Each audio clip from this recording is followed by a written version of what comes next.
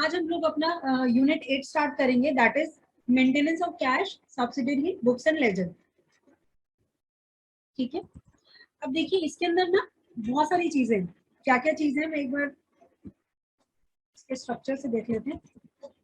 एक तो हम लोगों को रिकॉर्ड कीपिंग के कुछ बेसिक्स देखने हैं, अकाउंट्स के बारे में हमें जानना है, डेबिट क्रेडिट का कंसेप्ट जानना है, और जो हमारा अकाउंटिंग मैकेनिज्म होता है उसको देखना है, जर्नलाइजिंग देखना है। ठीक है, तो इसके अंदर बेसिकली हमें जो पढ़ना है, एक तो आपको बेसिक्स पढ़ने हैं, फिर उसके बाद हमें पढ़ना है अकाउंट कैटेगरीज। हो सकता है आप में से कुछ लोगों ने ये सुना होगा, आपका एक पर्सनल अकाउंट होता है, रियल अकाउंट होता है और नॉमिनल अकाउंट होता है। ठीक है, हो सकता है जो कुछ लोगों ने बिल्कुल ना सुना हो, कुछ लोगों को थोड़ा आइडिया हो ये क्या होता है। इसमें से क्वेश्चन 100% आता है, 100%। 2 से 3 क्वेश्चन आते हैं, कभी 2 आते कभी 3 आते, लेकिन आता जरूर है इसका क्वेश्चन कि कौन सा कैटेगरी ये पर्सनल के अंदर फॉल करेगा या रियल में करेगा या नॉमिनल में करेगा। हमेशा इसके क्वेश्चंस आ रहे हैं। जब ये टॉपिक कंप्लीट होगा तो मैं आपको प्रीवियस ईयर के क्वेश्चंस कराऊंगी जो कि इस टॉपिक पे आए हुए हैं। ठीक है, तो आज हम लोग एक्चुअली ये जो चैप्टर है ना थोड़ा लेंदी है और इसमें न्यूमेरिकल्स भी है, तो हम लोग क्या कर रहे हैं, पहले इसका थ्योरी पार्ट लेंगे, क्योंकि बेस आपका यहाँ से बनेगा, तभी आप जर्नल एंट्री देख पाएंगे कि क्या होता है।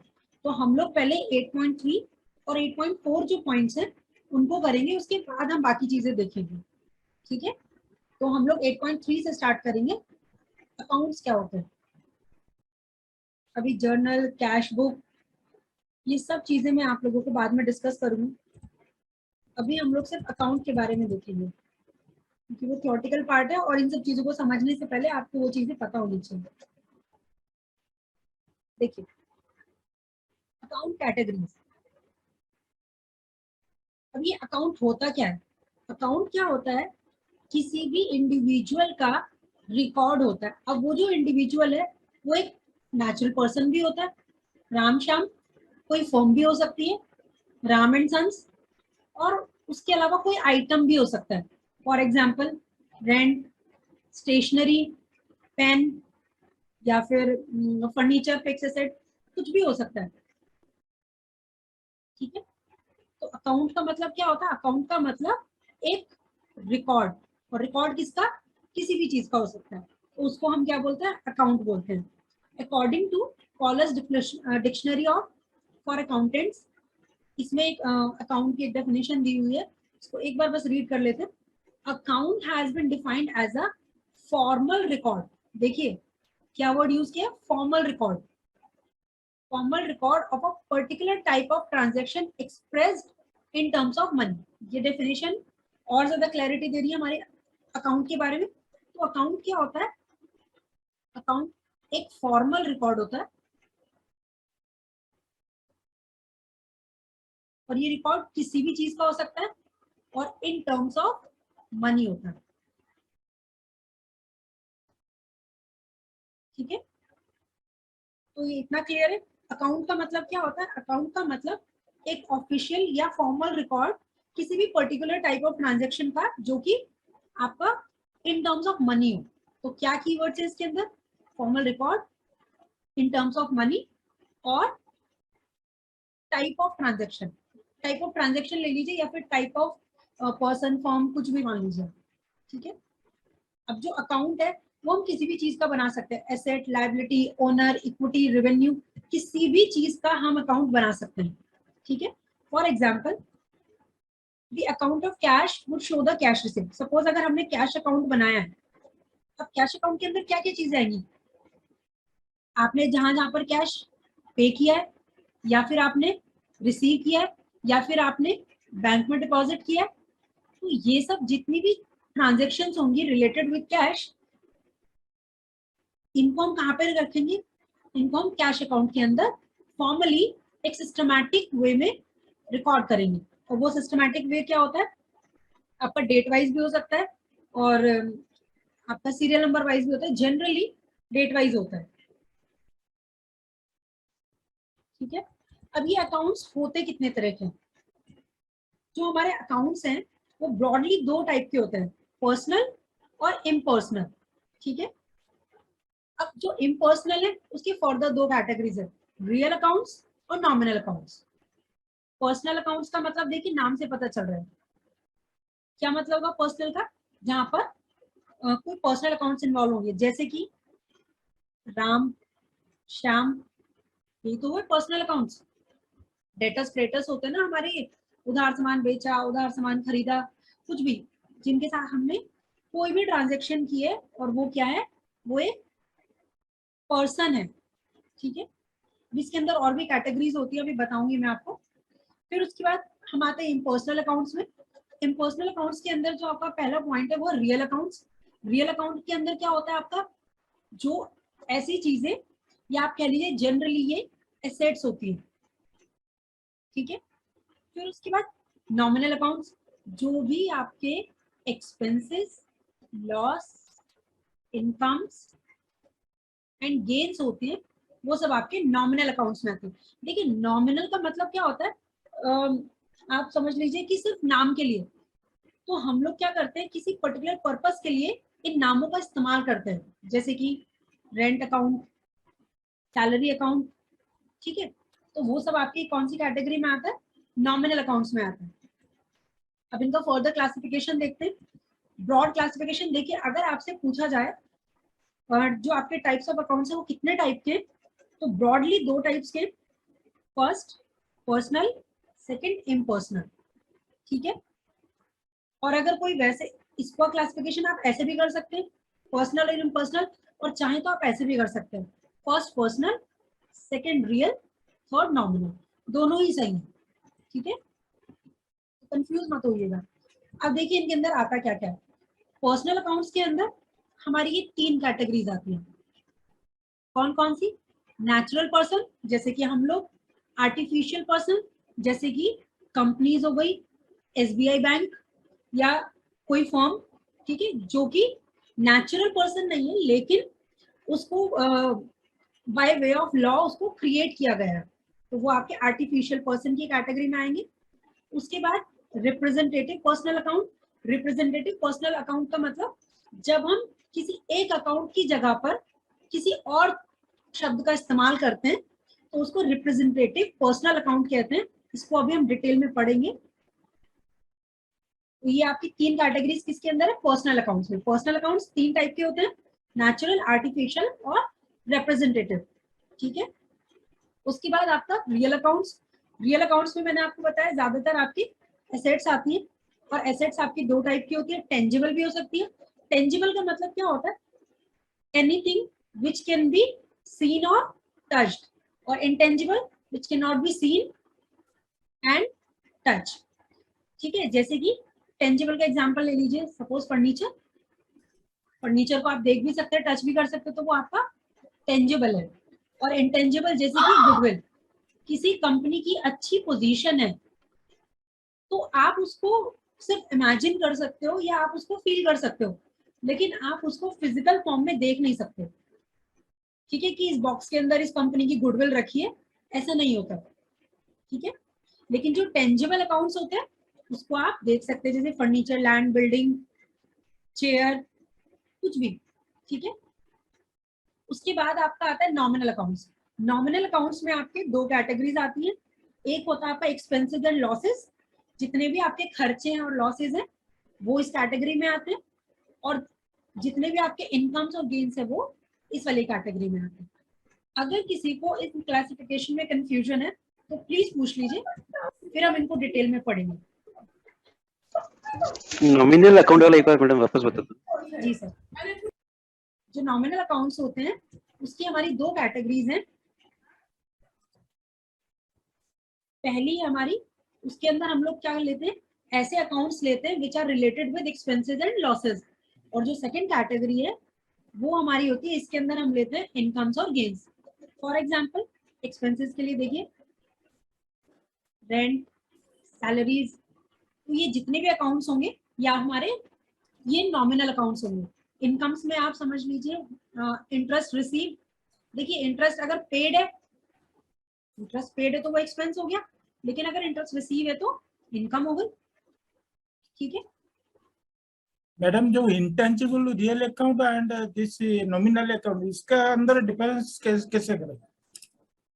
सर इसके अंदर डिफरेंस ऐसे किया है कि जो रियल अकाउंट्स हैं, रियल अकाउंट्स वो होते हैं, अब देखिए अगर हम, आप सिर्फ ये समझ लीजिए कि जितने भी आपके खर्चे और आपकी जो इनकम्स होंगी उन सबको हमने जो या आप कह लीजिए एक ग्रुपिंग करी है उसकी, उसकी ग्रुपिंग को हमने नाम दिया है नॉमिनल अकाउंट्स। और ऐसे आपके आइटम्स जो कि टेंजिबल या इंटेंजिबल होते हैं, मोस्टली एसेट्स। नहीं, या टेंजिबल फिर तो आप, समझ में आ जी रहा है, सर, टेंजिबल जी समझ सर, में आ रहा है, तो जी अच्छा इंटेंजिबल। मैं समझ गई। आप कह रहे हैं कि जो इंटेंजिबल, तो रेंट और सैलरीज इंटेंजिबल भी तो हो सकते हैं, जी जी जी है ना? जी बिल्कुल सही कह रहे हैं आप सर। मैं आपको बताती हूँ उसमें क्या डिफरेंस है। यहाँ पर जो इंटेंजिबल रियल अकाउंट्स की बात हो रही है, वो हो रही है इन कंटेक्स्ट विद एसेट्स, जिसकी कोई वैल्यू है, जो कि आपके बैलेंस शीट में या आपकी संपत्ति में दिखाई जाएगी। लेकिन अगर आपने रेंट पे किया ना सर, तो ये आपकी कोई एसेट नहीं बनेगी।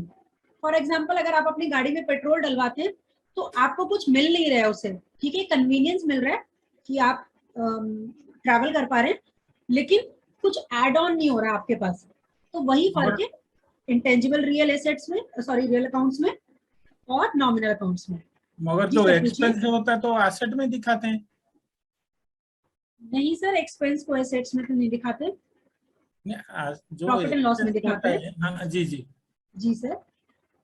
एक्सपेंस तो देखिए, एसेट में दिखाते हैं। अच्छा कोई बात नहीं सर, ये कंफ्यूजन आपका धीरे धीरे क्लियर हो जाएगा। जो रियल अकाउंट्स है उसको आप बैलेंस शीट में दिखाते हैं, और ये जो नॉमिनल अकाउंट होता है सर, आई थिंक ये ब्लू रेड कलर विजिबल नहीं है, मैं बोल रही हूँ आप समझ लीजिएगा, ये बैलेंस शीट लिखा है मैंने। रियल अकाउंट जो है वो बैलेंस शीट में जाते हैं, नॉमिनल अकाउंट्स आपके प्रॉफिट एंड लॉस अकाउंट में जाते हैं। जी जी ठीक है सर। जी। और एक और डिफरेंस है इनमें कि ये आपका एड ऑन्स होते हैं, ठीक है, ये आपकी संपत्ति होती है। नॉमिनल अकाउंट जो है उनसे कुछ भी क्रिएट नहीं होता, ठीक है सर, वो सिर्फ आपके एक तरह से रनिंग कॉस्ट होती है आपके बिजनेस की। ठीक है, चलिए अब मैम, थोड़ा सा जी पूछिए। रिप्रेजेंटेटिव पर्सनल अकाउंट एक बार बता जी सर, दीजिए। उसको मैं आप डिटेल में लूंगी, ठीक है, बस इस ओके। क्लासिफिकेशन को याद रखिएगा, कंफ्यूज नहीं होना है। अगर इम्पर्सनल पूछ लिया तो आप सोचें कि ये कहाँ से आ गया, कहीं कंफ्यूज नहीं होना। पर्सनल और इम्पर्सनल होता है, फिर उसके अंदर इम्पर्सनल के अंदर रियल और नॉमिनल आते हैं, प्लीज इसको याद रखिएगा, ठीक है, बाकी चीजें तो याद रहती है, इसी में कंफ्यूजन हो जाता है।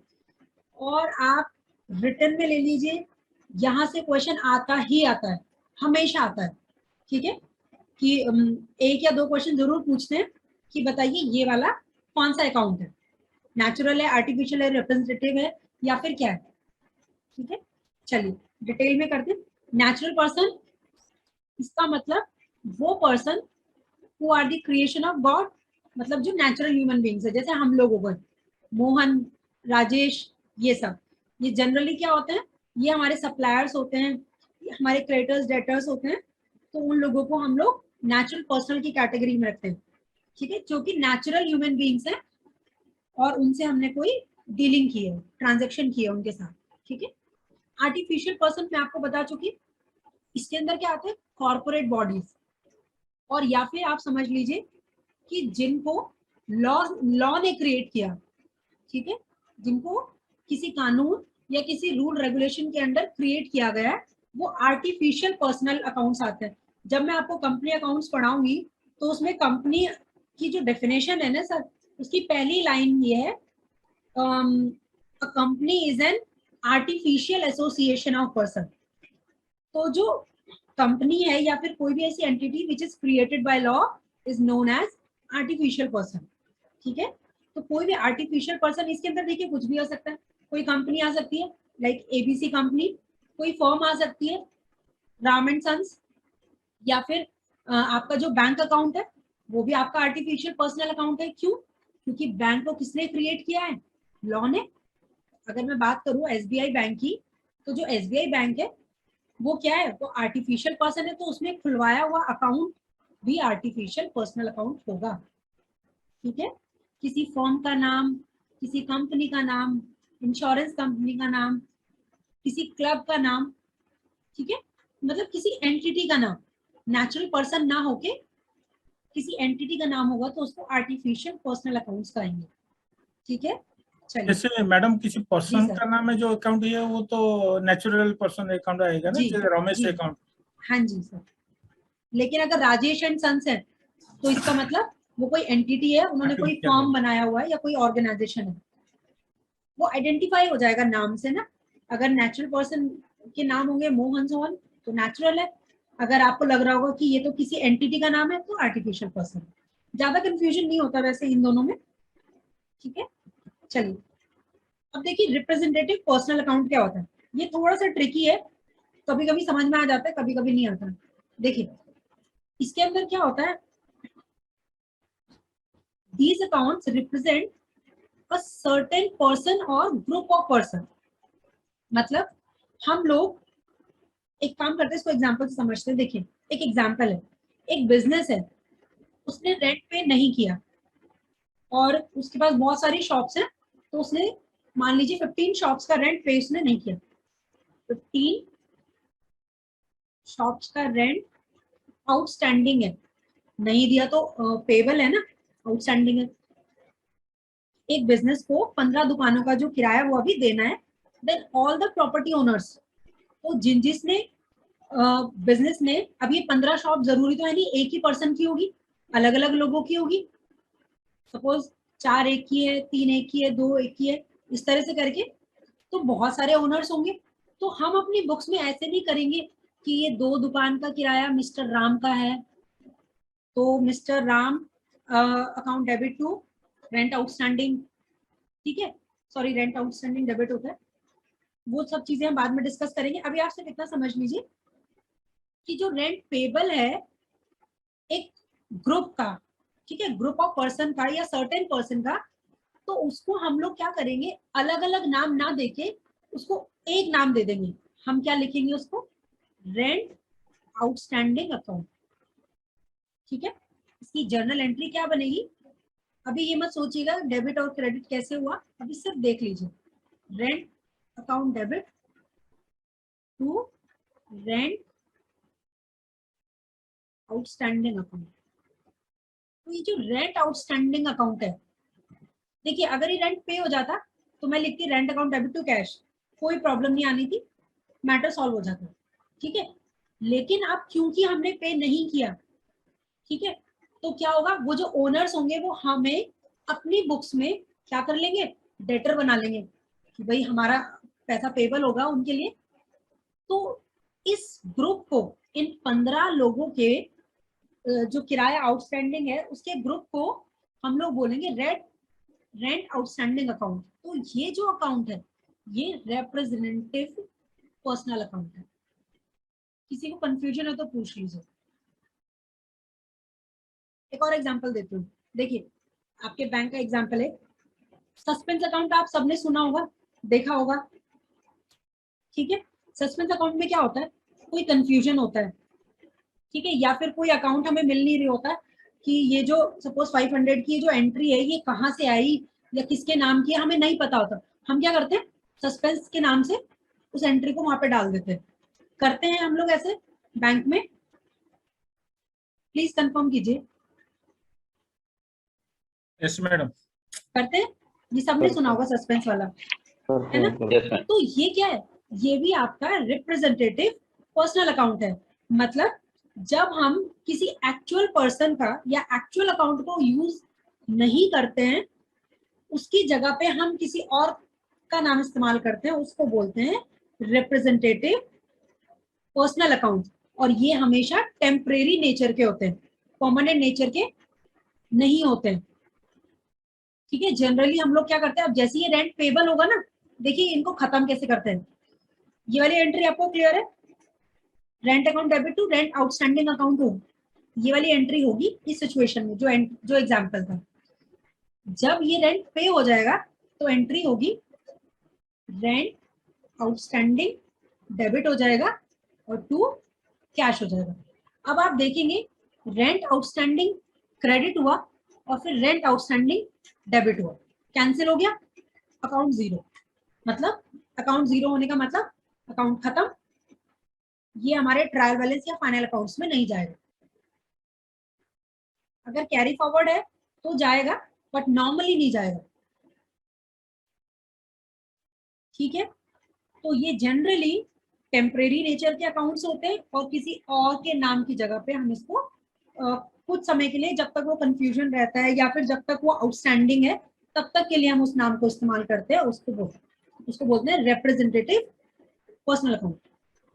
ठीक है, कंफ्यूजन है तो पूछिए, क्योंकि यहाँ से क्वेश्चन आएगा ही आएगा और वो क्वेश्चन गलत नहीं होना चाहिए। एग्जाम्पल से क्लियर हो रहे, और जी एग्जाम सर। का टाइम पता नहीं क्या होगा। नहीं सर, अगर आप clear रिवीजन होगा। करेंगे, जी रिवीजन करेंगे तो बिल्कुल कुछ नहीं होगा। ठीक है, भरोसा रखिए। जी जी मैडम। चलिए अब देखिए कुछ एग्जांपल्स देख लीजिए आपके सामने स्क्रीन पे। ये पर्सनल अकाउंट्स के एग्जांपल्स हैं। बैंक क्या होगा, अभी बताया मैंने, आर्टिफिशियल, आर्टिफिशियल। है ना। Tata iron and steel company, ये कंपनी है, क्या होगी बताइए, आर्टिफिशियल। आर्टिफिशियल। संतोष, इंडिविजुअल। Individual natural. ठीक है, कैपिटल,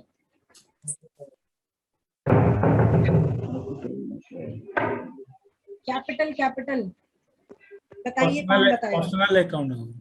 जी बिल्कुल सही, क्योंकि जो कैपिटल है वो बिलोंग करती है किसी इंडिविजुअल पर्सन से। Bank loan, artificial. Artificial. Rent outstanding, अभी मैंने आपको एग्जांपल दिया, रिप्रेजेंटेटिव पर्सनल अकाउंट। या ये फिर इसमें मतलब आप, ये जो रेंट आउटस्टैंडिंग, ये कम, ये बहुत सारे जो रेंट आउटस्टैंडिंग को मिला के एक अकाउंट बना सकते हैं। जी सर, इसी और वजह से जरूरी, रिप्रेजेंटेटिव बोलते हैं। हाँ मैं इसमें आपको एक चीज और क्लैरिटी दे रही हूँ सर, जरूरी नहीं है कि ग्रुप का ही हो, किसी एक पर्सन का भी। अब सपोज वो ओनर है, ठीक है, अब हम बार बार उसके अकाउंट को अपने बुक्स में कहना चाहिए कि हम रिकॉर्ड नहीं करना चाहते, तो हम लोग क्या करते हैं, ज्यादा पर्सनल अकाउंट्स बुक्स में लाने की बजाय हम लोग इन वाले अकाउंट्स का सहारा लेते हैं। जैसे कि रेंट आउटस्टैंडिंग, तो जरूरी नहीं है कि नंबर ऑफ रेंट आउटस्टैंडिंग होंगी तभी आप रेंट आउटस्टैंडिंग वर्ड यूज करेंगे, आप किसी एक के लिए भी कर सकते हैं। ठीक है सर, तो मतलब कंफ्यूज क्लब मत कर होइए। सकते हैं, सिंगल भी कर सकते हैं, जैसे दो जी तीन महीना का वो क्लब करके हाँ जी, रेंट हाँ आउटस्टैंडिंग कर दिया। बिल्कुल। ठीक है, मतलब ऐसा नहीं है कि 10-15 लोगों का होगा या 2-3 लोगों का होगा तभी आप उसको रेंट आउटस्टैंडिंग वर्ड यूज कर सकते, नहीं, मगर आप ये जो केस है जनरली भी वो कर सकते हैं। आर्टिफिशियल में अप्रोप्रिएट नहीं है। आर्टिफिशियल केस में ऐसे नहीं है। नहीं सर, आर्टिफिशियल में ओनली, नहीं है। हाँ, ओनली आर्टि रिप्रेजेंटेटिव केस में क्लब कर सकते हैं। जी, आर्टिफिशियल में तो क्या है, आर्टिफिशियल में बस नेचुरल पर्सन नहीं है, दूसरी कैटेगरी का पर्सन है। हम वहां पर ऐसे नहीं है कि अगर एबीसी कंपनी है तो एबीसी कंपनी को एबीसी कंपनी ही बोलेंगे। हम्म। ठीक है सर, लेकिन अच्छा। रिप्रेजेंटेटिव में जैसे एक वो बहुत बेसिक सा एग्जांपल है हमारे उसमें होता है ना, इंग्लिश में भी होता है, सपोज राम है, ठीक है, अगर आप राम पे ऐसे लिख रहे हो तो आप एक फर्स्ट लाइन लिखेंगे, पर्सनल हो गया। है ना, फिर हाँ। नहीं, जैसे ही आप फिर नेक्स्ट लाइन इसके बारे में लिखेंगे तो आप ही वर्ड का यूज करेंगे, प्रोनाउन जो होता है। हाँ। तो बस उसी तरह से समझ लीजिए कि हम फिर बार बार इस पर्सन का नाम ना इस्तेमाल करके हम उसकी जगह पे कुछ और इस्तेमाल कर रहे हैं। ठीक है सर, बेसिक मतलब ये होता है रिप्रेजेंटेटिव का कि उस एक्चुअल अकाउंट का नाम इस्तेमाल ना करके किसी और का हम कर रहे हैं, उसको हम लोग रिप्रेजेंटेटिव पर्सनल अकाउंट बोलते हैं। जी। ठीक है, चलिए आगे बढ़ते हैं, एग्जांपल्स हमने देख लिए। नेक्स्ट अब आते हैं इम्पर्सनल अकाउंट्स। इम्पर्सनल अकाउंट्स के अंदर आपके कौन कौन से आते हैं बताइए जरा जल्दी से। Tangible, intangible. नहीं, इम्पर्सनल के अंदर, रियल अकाउंट, नॉमिनल अकाउंट। जी रियल और बिल्कुल। नॉमिनल। हाँ जी बिल्कुल सही नाम, ठीक है, रियल और नॉमिनल आते हैं इम्पर्सनल के अंदर। तो फिर रियल, अब रियल के अंदर आते हैं टेंजिबल और इंटेंजिबल। देखिए टेंजिबल मैंने आपको बताया विच कैन बी सीन और टच्ड, ठीक है, फिजिकली।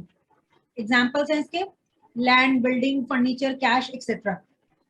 याद रखिएगा, कैश आपका क्या है, टेंजिबल रियल अकाउंट है, लेकिन बैंक आपका हमेशा क्या रहेगा, आर्टिफिशियल पर्सन रहेगा।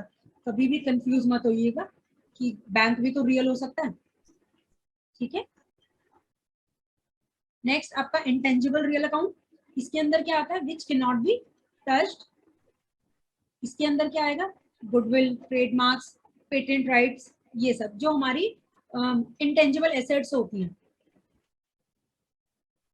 ठीक है। एसेट में ही आएगा हमेशा, जी सर, ये हाँ जी, एसेट में ही हमेशा। हाँ जी सर, 99%, 1% का स्कोप हमेशा छोड़ देना चाहिए, ठीक है। पता चले आप लोग बोले मैम आपने तो कहा था 100% होगा ऐसे, ठीक है ना, तो वहां पे थोड़ा दिक्कत हो जाती है, क्योंकि आजकल ऐसा हो गया है ना कि कुछ भी हो सकता है, आप किसी चीज को 100% क्लेम कर ही नहीं सकते, ठीक है। तो इसीलिए 99% रियल अकाउंट्स में एसेट्स आती हैं, ये चीज आप मान के चलिए। और जो एसेट्स हैं वो हमारी दो टाइप्स की होती है। चलिए इसमें बताइए, plant and machinery, furniture, land and building, stock in hand and bill receivables, ये सब कौन सी कैटेगरी है? ये सब रियल अकाउंट में आएगा और टेंजिबल में आएगा। टेंजिबल में, ये वाला बहुत इजी है एक्चुअली, ठीक है। गुडविल किस में आएगा? इंटेंजिबल, इंटेंजिबल में, कैश टेंजिबल, टेंजिबल में आएगा, ठीक है। चलिए नेक्स्ट, नॉमिनल अकाउंट। देखिए इन अकाउंट्स को हम लोग ओपन करते हैं अपनी बुक्स में सिर्फ उस ट्रांजैक्शन का नेचर बताने के लिए। नेचर बताने के लिए का मतलब कि वो जो ट्रांजैक्शन है वो एक्सपेंस से रिलेटेड है कि इनकम से रिलेटेड है, ठीक है। इसमें दो कैटेगरीज है, एक्सपेंडिचर एंड लॉसेस। देखिए ये ना आपको बुक में नहीं मिलेगा इस तरह से, ये वाला क्लासिफिकेशन बुक में क्या हुआ है कि ये कंबाइंड करके आपको एक पैराग्राफ दिया हुआ है, ये मैंने सेपरेट किया है थोड़ा सा प्रेजेंटेशन के लिए कि थोड़ा सा इजी लगे, तो आप कंफ्यूज मत होइएगा कि बुक में नहीं दिया हुआ ऐसे। तो एक्सपेंडिचर एंड लॉसेस कौन से होंगे? ऐसी transactions where cash has been used but did not result into creation of any asset. देखिए यही मेजर डिफरेंस है जो कि रियल और नॉमिनल को अलग करता है, ठीक है। अभी जो आप लोगों में से कुछ लोगों को कंफ्यूजन था, देखिए इसका मतलब समझाती हूँ मैं कि आपने कैश को यूज किया, समझ लें, कैश को यूज किया लेकिन आपके पास कोई एसेट नहीं है। कैश तो गया आपके पास से लेकिन कुछ एड ऑन नहीं हुआ, कोई एसेट नहीं आई, कुछ मिला नहीं आपको, ठीक है। सर्विस मिली वो अलग बात है, लेकिन कोई एसेट नहीं क्रिएट हुई। तो ऐसी ट्रांजैक्शंस को हम नॉमिनल ट्रांजैक्शंस कहते हैं। और अगर वो रिलेटेड विद एक्सपेंस है तो वो उसको इस वाली कैटेगरी में डालेंगे, और अगर रिलेटेड विद इनकम है तो सेकंड कैटेगरी में डालेंगे।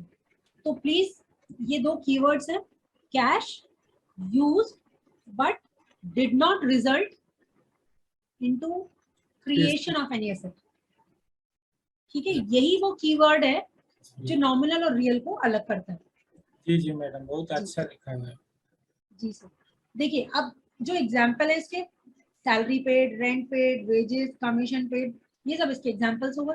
कैश तो जा रहा है और कैश क्या है? रियल है ना, कैश तो रियल है, अभी पढ़ा था हम लोगों ने, कैश रियल अकाउंट है, ठीक है। तो हमारे पास से रियल अकाउंट जा तो रहा है लेकिन बदले में हमें कोई रियल अकाउंट नहीं मिल रहा है, ठीक है। क्योंकि सैलरी, रेंट, वेजेस, कमीशन ये कहीं पे एग्जिस्ट नहीं करते, ठीक है। आपने, जी सर बताइए। मैम रिप्रेजेंटेटिव पर्सनल अकाउंट और नॉमिनल अकाउंट में डिफरेंस क्या हो जाएगा मैम इस हिसाब से? तो सर इस हिसाब से यही तो डिफरेंस है। देखिए जो इंटेंजिबल वाला है ना, जो इंटेंजिबल है सर, उसमें सपोज आपने कैश खर्च किया, ठीक है, कैश पे किया, इस कैश को पे करके ना सर आपको कोई एसेट मिलेगा। अब वो एसेट, सपोज एग्जांपल ले लीजिए, आपने कॉपीराइट परचेज किया, ठीक है सर, आपने कॉपीराइट परचेज किया, कैश पेमेंट करी, तो आपको कुछ मिला ना। या फिर आपने किसी बिजनेस की गुडविल परचेज की, या फिर आपने कोई पेटेंट परचेज किया, कोई लाइसेंस परचेज किया, तो ये आपकी एसेट्स होती है सर, और ये सिर्फ आपका खर्चा होता है। यहाँ पर कैश को खर्च करके कुछ मिल नहीं रहा है, कोई एसेट नहीं क्रिएट हो रही है, लेकिन इंटेंजिबल में कैश को खर्च करके एसेट क्रिएट हो रही है। ठीक है सर। ओके। अब इनकम्स में देख लीजिए, इनकम्स में क्या है, आपको कैश जनरेट हो रहा है but did not result into disposal of any asset. Disposal का आप अभी के लिए मतलब सेल भी समझ सकते हैं कि पैसा तो आ रहा है लेकिन किसी एसेट को बेच के नहीं आ रहा है, पैसा आ रहा है किसी और पर्पस से। जैसे कि आपने अपनी बिल्डिंग का कोई पार्ट आपने रेंट पे दिया हुआ है तो वहां से रेंट आ रहा है, ठीक है। इंटरेस्ट आपने कहीं पे इन्वेस्टमेंट्स की है तो वहां से इंटरेस्ट रिसीव हुआ है, या आपने शेयर्स वगैरह खरीदे हैं, या को कहीं से भी आपको कुछ कमीशन रिसीव हो रहा है, तो ये आपके क्या होते हैं, ये आपके नॉमिनल अकाउंट में इनकम्स एंड गेन्स की कैटेगरी में आते हैं। ठीक है। एक्चुअली नॉमिनल का मतलब क्या होता है, नॉमिनल का मतलब होता है नाम के लिए सिर्फ, ठीक है। कहते हैं ना हम सिर्फ नाम के लिए, कुछ मिल नहीं रहा है, ठीक है, तो सिर्फ नाम के लिए हम इन शब्दों का इस्तेमाल कर रहे हैं जिससे कि हमारा जो अकाउंट है वो क्या हो सके, उसका जो प्रेजेंटेशन है वो क्लियर हो सके और हमें ये पता चल सके कि ये कैश एक्चुअली जा कहाँ रहा है। ठीक है, आपने पैसे दिए, मशीन खरीद ली, वो तो दिख रहा है कि भाई ठीक है।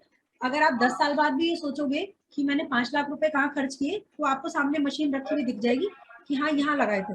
लेकिन ये जो आप अपने रनिंग कॉस्ट जो है उसके लिए आप रेंट वेजेस वगैरह ये पे करते हो, ये आप नहीं, इसका जब तक रिकॉर्ड मेंटेन नहीं करोगे तब तक आप नहीं समझ पाओगे कि उस कैश का आपका खर्चा कहाँ पर हुआ। ठीक है मैडम, एक चीज है, जी, पूछिए। जैसे बुक्स के अंदर दे रखा है रिप्रेजेंटेटिव पर्सनल अकाउंट में सैलरी आउटस्टैंडिंग, ठीक है, और नॉमिनल अकाउंट में भी दे रखा है सैलरीज, तो दोनों में क्या डिफरेंस रहेगा? जी सर, मैं बताती हूँ। देखिए, ये है सैलरी और ये है सैलरी आउटस्टैंडिंग। हमेशा याद रखिएगा, आउटस्टैंडिंग का मतलब है पेबल। पेबल का मतलब अभी देना है, दिया नहीं है, ठीक है। आउटस्टैंडिंग और पेबल एक ही बात होती है। यहाँ पर क्या है, आपने सैलरी पे की अपने स्टाफ को, सैलरी डेबिट टू कैश, ठीक है। ये आपका चला गया नॉमिनल अकाउंट में। ये जो सैलरी है, ये वाली सैलरी जो कि ड्यू हुई, आपने पे कर दी, तो ये आपका नॉमिनल अकाउंट बन गया। लेकिन अब यहाँ पर क्या हुआ, सैलरी डेबिट टू कैश तो दिया नहीं आपने क्योंकि पेबल है ना, तो आप क्या करेंगे, फिर टेम्परेरी पर्पस के लिए एक अकाउंट क्रिएट करेंगे, उस अकाउंट का नाम रखेंगे सैलरी आउटस्टैंडिंग। तो ये जो सैलरी आउटस्टैंडिंग है, क्योंकि अब देखिए सैलरी आपकी कंपनी में एक एम्प्लॉय तो होगा नहीं, बहुत सारे होंगे। अब आप ये एंट्री करने बैठे सैलरी डेबिट टू राम, अच्छा राम की रह गई, दूसरी एंट्री करो श्याम की रह गई, ऐसे 50 एम्प्लॉयज होंगे तो 50 एंट्री नहीं करेंगे हम क्या करेंगे, उन सबका टोटल करेंगे कि टोटल करके सपोज 1,50,000 आ रहा है सारे एम्प्लॉयज का सैलरीज का टोटल, तो आप क्या करेंगे, salary account debit. For example, आपको पूरे जो सैलरी देनी थी पूरे मंथ की वो 2.5 लाख देनी थी, उसमें से आपने 1 लाख दे दी, 1.5 लाख रह गई। तो ऐसा नहीं है कि आपका पूरा ही अनपेड रह गया, आपने 1.5 लाख आपका आउटस्टैंडिंग है। हो सकता है कि पैसे ना हो, प्रॉफिट ना हुआ, कुछ भी रीजन हो सकता है। तो ये जो 1.5 लाख रुपए, क्या वो लोग जो रह गई सैलरी मिलने से, उसका आप क्या करेंगे, उन सबका एक ग्रुप बनाएंगे और उनके जो अमाउंट है उसका टोटल करेंगे, टोटल आएगा 1.5 लाख, उस 1.5 लाख को आप सैलरी आउटस्टैंडिंग में लिख देंगे और यहाँ पे, ठीक है सर। तो ये जो आपने यहाँ पे रिप्रेजेंट किया उन लोगों को किस नाम से, सैलरी आउटस्टैंडिंग के नाम से, तो ये रिप्रेजेंटेटिव अकाउंट है। और जो सिंपल सैलरी है, अगर कैश में दे देते तो कोई प्रॉब्लम ही नहीं थी। तो जो आपका सिंपल सैलरी है वो नॉमिनल अकाउंट है, और सैलरी आउटस्टैंडिंग, क्योंकि सैलरी इज आउटस्टैंडिंग, कि जो सैलरी आपकी वो रह गई है अभी देने को, तो वो आपका क्या होता है, सैलरी आउटस्टैंडिंग होता है। वो आप क्या कर रहे हैं, वो आप इतने सारे लोगों के नाम की जगह पे एक शब्द का इस्तेमाल कर रहे हैं, इसलिए रिप्रेजेंटेटिव पर्सनल अकाउंट है। ठीक है सर। ये सैलरी जो है एक्सपेंस है इसलिए नॉमिनल है, और जी सर, सैलरी बिल्कुल। Outstanding this is representative, club जी कर सर। रहे हैं सब, ये तो अब क्लियर। देखिए मैं आपको एक चीज बताती हूँ, देखिए सर, नॉमिनल जो है, जो सैलरी है, ये हमारा खर्चा है, एक्सपेंस है, नॉमिनल अकाउंट में चला गया।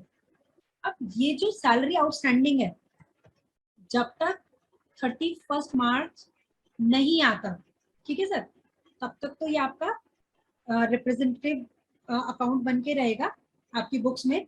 अगर बिफोर 31 मार्च आपने पे कर दी तो ये अकाउंट खत्म हो जाएगा, जीरो हो जाएगा, ठीक है, तो आपकी बुक्स में कहीं पे भी कुछ भी शो नहीं होगा। लेकिन अगर ये डेट क्रॉस हो गई, बुक्स क्लोज हुई, तो फिर आपको इस सैलरी आउटस्टैंडिंग को कहाँ दिखाना पड़ेगा, लाइबिलिटीज में दिखाना पड़ेगा, सैलरी आउटस्टैंडिंग के नाम से। तो फिर ये आपकी लाइबिलिटी भी बन जाएगी बुक्स क्लोज होने के बाद। जब तक बुक्स क्लोज नहीं हुए तब तक आप एडजस्ट कर सकते हैं, आपके पास टाइम है। लेकिन बुक्स क्लोज होने के बाद जब आप फाइनेंशियल स्टेटमेंट बनाएंगे, उस समय पे अगर ये तभी भी अनपेड रही तो ये लाइबिलिटी में जाएगी। ये आपका फाइनल अकाउंट का एक ट्रांजैक्शन है, वहां पे हम और डिटेल में डिस्कस करेंगे। पर फिर भी अगर यहाँ पे भी कंफ्यूजन हो तो पूछ लीजिए। बैलेंस शीट में लाइबिलिटी में दिखा जाएगा ये। जी, अगर ये अनपेड रहा सर आफ्टर क्लोजिंग तो लाइबिलिटी में जाएगा, ठीक है सर। मगर ये तो नहीं हो जाएगा ना, ये सैलरी आउटस्टैंडिंग तो नलिफाई तो नहीं होगा ना? सर नलीफाई हो जाएगा जब पे हो जाएगा। हाँ, जब तक पे नहीं हो रहे तब हाँ, तब तक ये स्टैंडिंग रहेगा। रनिंग रहेगा, पर लाइबिलिटी जी में रहेगा। जी, तब तक हम इसको लाइबिलिटी मानेंगे। भाई सीधी सी बात है ना, अगर किसी का पैसा ड्यू हो गया है, चाहे वो आपके एम्प्लॉयज का ही क्यों ना हो, लेकिन वो है तो कर्जा ना, है किसी भी टाइप का हो, तो जब तक आप पे नहीं करेंगे तब तक ये अकाउंट स्टैंडिंग रहेगा आपकी बुक्स में। और जैसे ही ये पे हो जाएगा तो कैंसिल हो जाएगा, खत्म, क्योंकि ये टेम्परेरी नेचर के होते हैं, ठीक है सर। थोड़े समय के लिए, कन्वीनियंसी के लिए, किसी चीज को नाम देने के लिए कि अब हम इसको क्या लिखें, ये जो हो गया हमारे साथ कि भाई हम पे नहीं कर पाए तो इसको क्या लिखें, इतने सारे लोगों के नाम तो नहीं लिख सकते, तो वहां पर हम एक, जब किसी शब्द की मदद लेते तो उसको बोलते हैं रिप्रेजेंटेटिव पर्सनल अकाउंट, ठीक है। मुझे ऐसी उम्मीद है कि अब क्लियर हो जाना चाहिए। बताइए। मैडम अभी तो क्लियर है, मगर डिफरेंट जब सिचुएशन आएगा उस टाइम कैसे सर judgment हो उसके रहे? लिए ना, हाँ जी, उसके लिए मैं आप लोगों को फाइनल अकाउंट कराऊंगी, वहां पर हमें और कुछ करना ही नहीं है इन चीजों के लिए, ठीक है सर। वहां पे यही सब चीजें होंगी, सैलरी आउटस्टैंडिंग है तो कहाँ जाएगा, रेंट आउटस्टैंडिंग है तो कहाँ जाएगा, प्रीपेड का क्या करना है, तो ये चीजें अभी सिर्फ मैं इसलिए बता दे रही हूँ जिससे कि एटलीस्ट आपकी इस टॉपिक की क्लैरिटी हो जाए, हाँ, ठीक है। अदरवाइज ये चीजें सब रिपीट होंगी सर फाइनल अकाउंट में, अभी जब हम जर्नल एंट्रीज करेंगे तब, ये ठीक है। तो रिप्रेजेंटेटिव अकाउंट आया था एग्जाम में इस बार? जी सर बिल्कुल आता है, मैं आपको कहती हूँ आया था 100%। ये सेम जी अकाउंट का बार आया था। जी, इसके ना मेरे पास लगभग आप मान लीजिए 30 to 35 क्वेश्चन है प्रीवियस ईयर के, तो अब आप समझ लीजिए कि ये बहुत बार आया हुआ है, इसीलिए इतने क्वेश्चन है उसके प्रीवियस ईयर के, और किसी टॉपिक के नहीं है, मतलब और किसी इंडिविजुअल या इतने छोटे टॉपिक के इतने सारे क्वेश्चंस नहीं है मेरे पास जितने इस टॉपिक के, इसीलिए मैं इस पे इतना स्ट्रेस दे रही हूँ कि ये आपको क्लियर हो जाए, ठीक है। एक ओवरव्यू तो क्लियर हो गया ना, बाकी जो छोटे मोटे कंफ्यूजन है वो धीरे धीरे क्लियर हो जाएंगे जब हम लोग फाइनल अकाउंट करेंगे, ठीक है। ये सब चीजें यूज होंगी वहां पे, ठीक है। चलिए अब मैं आप लोगों को बताती हूँ कि ये जो टाइप्स ऑफ अकाउंट्स होते हैं इसका हम बैलेंस शीट और प्रॉफिट एंड लॉस अकाउंट में क्या करते हैं। देखिए ये है मेरी बैलेंस शीट, एक सिंपल फॉर्मेट आप सबको पता होगा बैलेंस शीट का, अभी हम प्रॉपर फॉर्मेट पे नहीं जा रहे, इधर लायबिलिटीज लिखते हैं, इधर एसेट्स लिखते हैं, और ये है आपका प्रॉफिट एंड लॉस, ठीक है। इसमें ये डेबिट साइड होती है और ये इसमें क्रेडिट साइड होती है। बैलेंस शीट में कोई भी डेबिट क्रेडिट साइड नहीं होती, प्लीज याद रखिएगा। देखिए अब ये जो आपके पर्सनल अकाउंट्स होते हैं, जो आपके पर्सनल अकाउंट्स हैं वो कहाँ पर जाते हैं? अच्छा इसके एग्जांपल लेते हैं, या इसको मैं बाद में बताऊंगी, पहले रियल वाला लीजिए। देखिए जो रियल अकाउंट है उसका हमेशा डेबिट बैलेंस होता है। कोई मुझे बता दीजिए क्यों? रियल अकाउंट जो है वो हम एसेट्स को कहते हैं, उसका डेबिट बैलेंस ही क्यों होता है, या फिर जीरो, या तो डेबिट होगा या फिर जीरो होगा, इसका क्रेडिट बैलेंस क्यों नहीं होता? जल्दी बताइए। नेगेटिव में जा नहीं सकता वो। जी सर एग्जाम्पल देके बताइए। जैसे कैश है, कैश है इधर जीरो होगा। सॉरी, फर्नीचर है, जी फर्नीचर है सर, तो हमारे पास होगा, नहीं तो जीरो होगा। नेगेटिव कैसे हो सकता है? जी सर बिल्कुल सर, बस यही मैं सुनना चाह रही थी। ठीक है, तो हमारे जो एसेट्स है वो कहाँ जाएंगे? ऑब्वियसली एसेट साइड जाएंगे, इसमें तो कोई डाउट नहीं होना चाहिए। जी। ठीक है, फिर उसके बाद जो हमारे पर्सनल अकाउंट्स हैं, या पहले नॉमिनल वाला कर लेते हैं। नॉमिनल में क्या आएगा? एक्सपेंस और इनकम्स। ठीक है, इनकम्स के साथ हमेशा गेन्स भी लिखते हैं, एक्सपेंस के साथ लॉस भी लिखते हैं। तो ये जो एक्सपेंस और इनकम जो आएंगे ये हमेशा कहाँ पर जाते हैं? जब तक ये ना, अगर ये आपका कुछ प्रीपेड, आउटस्टैंडिंग और एडवांस और एक्रूड, ये सारे जो पॉइंट्स है ना, ये मैं आपसे डिस्कस करूंगी बाद में, आएंगे ये सब चीजें हमारे आगे ना टॉपिक्स में। तो अभी सिर्फ आप समझ लीजिए, अगर आपके किसी भी एक्सपेंस में कोई भी एक्सपेंस आपका एक्स्ट्रा पेड नहीं है या फिर अनपेड नहीं है, तो उसको छोड़ के, जैसे कि एग्जांपल ले लीजिए सैलरी और सैलरी आउटस्टैंडिंग का।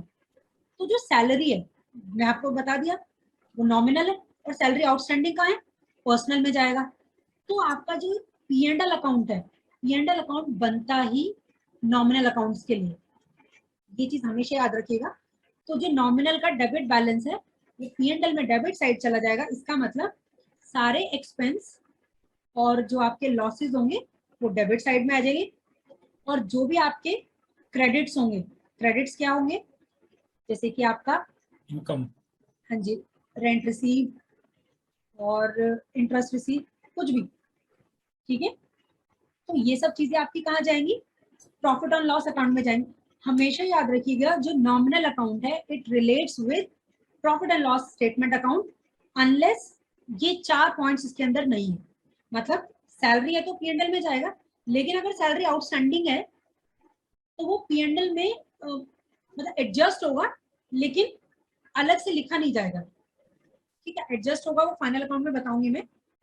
लेकिन नॉर्मली जो नॉमिनल अकाउंट्स है, नॉमिनल अकाउंट्स के सारे डेबिट बैलेंस P&L के डेबिट में जाते हैं, नॉमिनल अकाउंट के credit balance credit account credit side जाते हैं P&L में। ठीक है, ये दो चीजें क्लियर हैं? तो बताइए, रियल अकाउंट एसेट में जाएगा, नॉमिनल अकाउंट पूरा का पूरा P&L में जाएगा, डेबिट वाला डेबिट में, क्रेडिट वाला क्रेडिट में। ठीक है, इतना क्लियर है? चलिए अब पर्सनल वाला देख लेते हैं।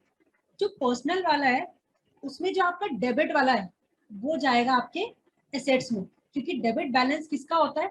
डेटर्स का होता है, या फिर आपके बिल्स रिसीवेबल्स का होता है। तो ये सब हमारे क्या है? एसेट्स ही तो है, या तो आप ऐसे समझ लीजिए। और क्रेडिट बैलेंस किसका होगा? क्रेडिटर्स का होगा। ठीक है, और भी बहुत सारी चीजों का हो सकता है, जैसे आपका बैंक लोन हो गया, कुछ भी, किसी भी टाइप का कोई क्रेडिट बैलेंस, तो वो आपका जाएगा लायबिलिटीज में।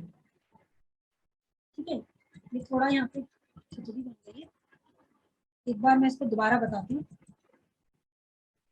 ये आपका बैलेंस शीट, बैलेंस शीट में एसेट साइड आप लोग बताइए कौन कौन से अकाउंट्स आएंगे?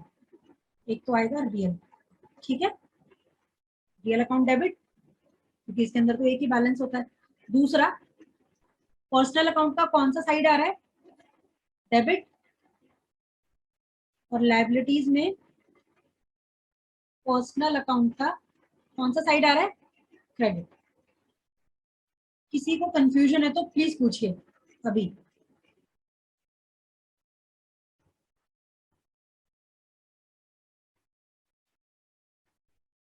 नॉमिनल का डेबिट, डेबिट साइड में आएगा P&L में, और नॉमिनल का क्रेडिट साइड में आएगा। आप लोगों को पता चल गया पर्सनल, रियल और नॉमिनल अकाउंट्स कौन से होते हैं, क्या इनकी कैटेगरीज है, क्या इनके एग्जांपल्स हैं। प्लस उसके साथ साथ आपने ये भी देख लिया है कि ये जाएंगे कहाँ, मतलब P&L और बैलेंस शीट में आप कौन से अकाउंट को कहाँ पे लोकेट करेंगे। ठीक है, वो आपको सामने स्क्रीन पे दिख रहा है। किसी को इसमें कंफ्यूजन है तो पूछ लीजिए। इसका कोई लॉजिक है मैडम कि ये डेबिट साइड में क्यों और ये क्रेडिट साइड में जी क्यों? बिल्कुल लॉजिक है मैम, मैं बताती हूँ। देखिए, जो प्रॉफिट एंड लॉस अकाउंट है उसका डेबिट और क्रेडिट बैलेंस है। ठीक है मैम, ये ऑलरेडी होता है। बैलेंस शीट में कोई डेबिट क्रेडिट नहीं होता, ठीक है, लेकिन यहाँ पर होता है। तो नॉमिनल में जो भी आपका डेबिट बैलेंस है वो आपका ऑब्वियसली फिर डेबिट साइड जाएगा। ठीक है, और नॉमिनल का क्रेडिट साइड जाएगा। ठीक है, और वैसे भी आप एक चीज ऐसे समझ लीजिए कि जो इनकम्स होती हैं वो प्रॉफिट एंड लॉस अकाउंट में क्रेडिट होती है, और जो आपके एक्सपेंस होते हैं वो हमारे डेबिट होते हैं प्रॉफिट एंड लॉस अकाउंट में। अभी ना कल हम लोग करेंगे मैम 3 गोल्डन रूल्स करेंगे अकाउंटेंसी के ना, वो 3 गोल्डन रूल्स करेंगे, तो वहां से भी इसका लॉजिक निकलता है।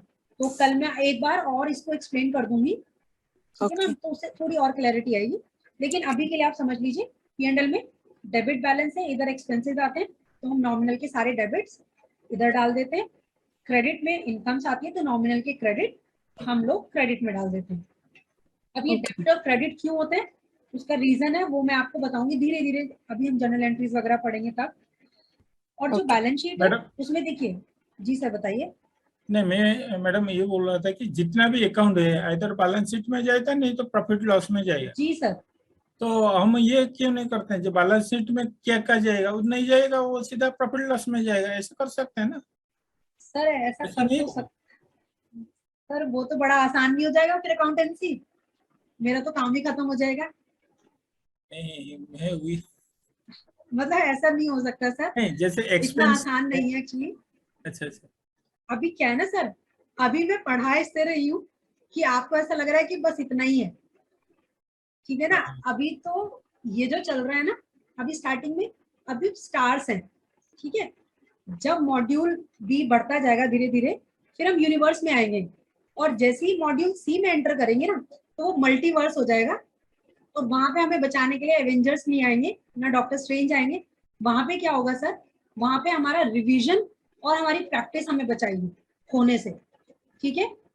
तो अभी क्योंकि हम सिक्वेंशली पढ़ रहे हैं ना, तो इसलिए आपको ऐसे लग रहा है कि बस इतना ही है, ठीक है सर। अभी बहुत सारी चीजें हैं, धीरे धीरे करेंगे, ठीक है सर। अभी बस आप इस चीज को क्लियर कर लीजिए, बाकी यही वाला डिस्कशन जो है ना वो हमारा कल भी होगा जब हम 3 गोल्डन रूल्स ऑफ अकाउंटेंसी पढ़ेंगे, वो इन्हीं अकाउंट्स पे बेस्ड है। ये कराना इसलिए जरूरी है क्योंकि बहुत ही कुछ सिलेक्टेड ऐसे क्वेश्चंस है जिसमें से 100% क्वेश्चंस आता है, ये टॉपिक उनमें से एक है, इसीलिए मैंने इसको इतना टाइम दिया। अदरवाइज इतना इसमें कुछ है नहीं, लेकिन उसको एक्सप्लेन करना और आप लोगों को समझाना वो बहुत जरूरी है। एटलीस्ट जहाँ पे श्योरिटी है वहां तो मेहनत करनी चाहिए। नहीं, ये एक्चुअली मैडम क्या पढ़ने के टाइम आसान लग रहा है, जो एग्जाम में आता है वही गलती होता है। अरे सर उसका सोल्यूशन है ना, उसका सोल्यूशन है रिवीजन और प्रैक्टिस, ठीक है। और वो भी आपको नहीं करना है, डोंट वरी, वो भी मैं ही कराऊंगी। जैसे अभी आज कराया ना स्टार्टिंग के 10 मिनट, कुछ बेनिफिट मिला आप लोगों को? बहुत क्लियर हुआ मैडम उसमें, है ना सर। तो आप चिंता मत कीजिए, ये रिस्पॉन्सिबिलिटी भी मेरी है। बस आपको कुछ नहीं करना, आपको रोज रात को 8 बजे यहाँ पे क्लास अटेंड करनी है और कुछ नहीं करना उसके अलावा, ठीक है। और थोड़ा सा अगर आप लोगों को समय मिले तो थोड़ा बहुत क्लास को रिवाइज कर लिया या थोड़ा बहुत पढ़ लिया, डाउट्स पूछिए, ठीक है सर, तब सब आसानी से हो जाएगा, ठीक है। एक्चुअली सर लास्ट टाइम क्या हुआ था, जब लास्ट टाइम मैंने पढ़ाया तो टाइम ही बहुत कम था। वो तो बाद में एग्जाम पोस्टपोन हो गए, लेकिन पहले जो मेरे पास डेडलाइन थी वो मुश्किल से 20 दिन थे, तो तब बड़ा मुश्किल हो रहा था चीजों को मैनेज करना। लेकिन क्योंकि इस बार समय तो इसलिए मैं थोड़ा थोड़ा लेके चल रही हूँ, और हमें पूरा समय मिलेगा रिवीजन का भी और प्रैक्टिस का भी। आप बिल्कुल चिंता मत कीजिए, ठीक है सर। उसके अलावा अगर आप लोगों के कोई सजेशंस हैं कि मैम ऐसे नहीं ऐसे कर सकते हैं, तो आप बिल्कुल ओपनली मुझे बता दीजिए, ठीक है, हम लोग वैसे कर लेंगे। आप लोगों के लिए कन्वीनियंट होना चाहिए। बोलिए मैडम, इसका जो प्रैक्टिस नहीं हो पाता है, ये मेन प्रॉब्लम है। सर प्रैक्टिस इसलिए नहीं हो पाता क्योंकि अगर मैं क्लास की भी बात करूं या मैं अपनी क्लास की बात करूं तो टाइम बहुत कम मिलता है, मतलब 15-20 दिन में आप नहीं करा सकते। अब क्योंकि इस बार मुझे समय मिला है तो मैं आपका कोर्स कंप्लीट के बाद रिवीजन करवाऊंगी और प्रैक्टिस हम डेली करेंगे, चाहे हम 5 क्वेश्चन प्रैक्टिस करें। ये जो मैडम ठीक है। बी और सी जो मॉड्यूल है हमारा कितना दिन में कंप्लीट हो जाएगा? एक एक मॉड्यूल बी, हाँ, ये बी एंड सी दोनों। सर देखिए मैं कह नहीं सकती हूँ, मैं इतना श्योरली नहीं कह सकती, लेकिन हाँ आप मान के चलिए सर 1 महीना तो लगेगा। 1 महीना हो गया तो फिर टाइम बचेगा प्रैक्टिस के लिए। जी सर, क्योंकि देखिए जो मॉड्यूल ए है ना उसमें ज्यादा चैप्टर्स नहीं है, अकाउंट्स के सिर्फ 2 चैप्टर है, उसके अलावा एक वाईटीएम वाला है, ठीक है। बाकी एसआई सीआई और एनयूटी तो आप किया हुआ भी होता है और थोड़ा बहुत इधर उधर सब्जेक्ट से भी हो जाता है, तो मॉड्यूल ए में ज्यादा टेंशन नहीं है। बस आपने एक बार बी और सी कर लिया ना तो बहुत सारी चीजें हो जाएंगी सर। मॉड्यूल डी सर कराते हैं, वो बहुत जल्दी सर कवर करवा देते हैं, तो उसमें भी आप लोगों को शायद इतना टाइम डिवोट नहीं करना पड़ेगा, तो वो थोड़ा आपके फील्ड का भी है। मेन प्रॉब्लम जो एक्चुअली जो कॉमर्स बेस है वो बी एंड सी है, ये तो एरिथमेटिक बेस है, थोड़ा बहुत जिसको एरिथमेटिक प्रोग्रेस है वो वगैरह पता होगा वो कर ही लेगा, थोड़ा बहुत आइडिया चाहिए। बी और बी सी, और सी प्रॉब्लम करते हैं। जी सर, तभी तो मैं कह रही हूँ सर मॉड्यूल ए और डी जो है वो तो फिर भी आपकी पकड़ में है, ठीक है। मॉड्यूल ए के अगर आप 2 चैप्टर छोड़ दें, डेप्रिसिएशन और कैपिटल बजटिंग और थोड़ा सा वाईटीएम भी, तो मॉड्यूल ए में भी ज्यादा कुछ नहीं है। मेन आपके 2 ये मॉड्यूल है, अगर आपने ये पक्का कर लिया तो आप बहुत ही इजीली सेल थ्रू कर सकते हैं इस पेपर में, ठीक है सर। तो हम लोग बिल्कुल कोशिश करेंगे कि 1 महीने में ये बी और सी मॉड्यूल खत्म हो जाए, ठीक है, और फिर हमें रिवीजन का टाइम मिल जाए और प्रैक्टिस हम साथ साथ करेंगे, 5 मिनट 10 मिनट डेली करेंगे, जी जी ठीक है सर। जी। चलिए।